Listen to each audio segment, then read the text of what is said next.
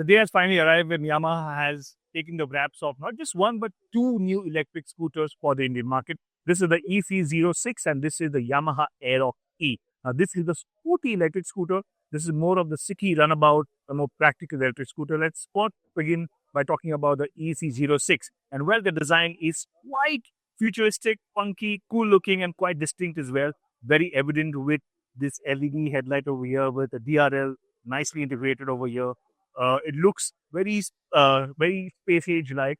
I like the creases as you can see on the side panel over here. The Yamaha logo sits right over here, and then you have this neatly designed creases rather, the side panel, and a nice pearlescent effect with the turquoise blue inset over here that looks very nice. If you move to the tail section as well, it's got an LED tail light and LED indicators as well. So from the front as well as the rear, it looks quite substantial and should offer good road presence. Well, okay, now let me get onto the scooter and show you. It's quite roomy, as I'm saying. I wear size 10 boots, and as you can see, I'm comfortably placed, seated on this scooter.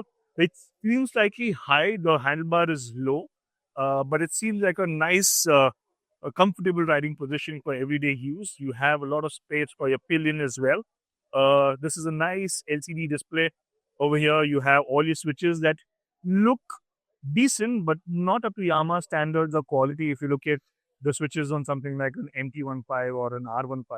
But on the whole, you also have a keyless, not a keyless rather, a multi-combination key slot over here and a remote switch to unlock the seat. Unfortunately, I can't unlock the seat because the scooter is locked, but I'm going to quickly take you through the specs of the scooter, and I've got a 4.5 kilowatt electric motor that generates 6.7 kilowatts of peak power. And as for the battery, you have a 4 kilowatt hour fixed battery that offers a range of 160 kilometers IDC. So you can expect a real one range of roughly 100 or 110. But we can obviously say, or rather conclusively state that once you test the scooter. But speaking about that, we can only get hands on a scooter in the quarter of next year. That's when the pricing is expected to be announced. Yamaha is going to work on setting up the dealer network, the service network for these scooters, as well as the charging network. So it's going to take some time, but this is your initial. This is what a city runabout looks like from the house of Yamaha. But if you are into the sporty scooters, this is what you've got. You've got the Aerox Electric. Now, if you look at it, it looks like the standard Aerox, but as you can see over here, there's no ICE engine, no exhaust, nothing. This is where the electric motor sits. Now, let me quickly run you through the specs on this. And it has a 9.4 kilowatt peak motor that produces 48 Newton meters of torque. And it has 3 kilowatt hours dual battery. These are detachable, as you can see over here. And the range is 106 kilometers as per the IDC. So you can expect the real world range to be slightly lesser, somewhere about maybe 70 or 80 kilometers, depending on which modes you ride on. So that brings us to the modes. And well, there are 4 modes: Eco, Standard, Power, and Boost for that quick acceleration. So I think what Yamaha is looking at is targeting the youth who want a very powerful and fast scooter. Speaking about power, it makes 12.6 bhp. That's the bhp rating of the motor.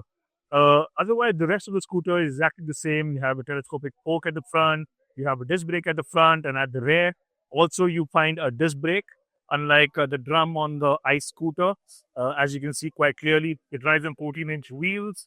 And well, if I sit over here, it's got a pretty sporty maxi scooter-like riding position, very similar again to the Aerox 155 and its ICE avatar. But on the whole, these are the 2 new electric scooters from Yamaha that have been unveiled, but it's still some time away. But we have to still wait for a few months till Yamaha announces the pricing.